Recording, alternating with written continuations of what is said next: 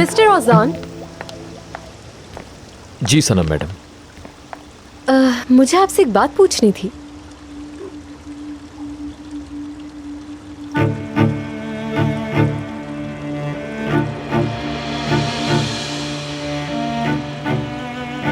मुझे ये आपके कमरे में मिली, क्या ये आपकी है? नहीं। यानी ये आपकी नहीं? नहीं। लेकिन मुझे ये आपके कमरे से मिली है, यानी आपके पुराने कमरे से, और इसके अंदर तो नाज़ली लिखा है। मेरी नहीं है।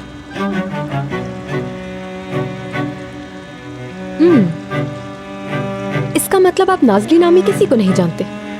नाज़ली मैं सोचता हूँ क्या वाकई में इस नाम की किसी लड़की को जानता हूँ? मैं किसी नाज़ली को नहीं जानता। अच्छा, तो आप नाज़ली नाम की लड़की को नहीं जानते? चले, हो सकता है। बहुत खूबसूरत लग रही है वैसे ये। लगता है कोई स्पेशल डिजाइन है। वेडिंग रिंग लगती है। आप एक काम करें, मुझे दे दे, मैं ढूंढ लूंगा जिसकी भी है। नहीं, मालूम कर लूंगी। ऑफिस में मिलते हैं फिर। टाइम पे पहुंचना।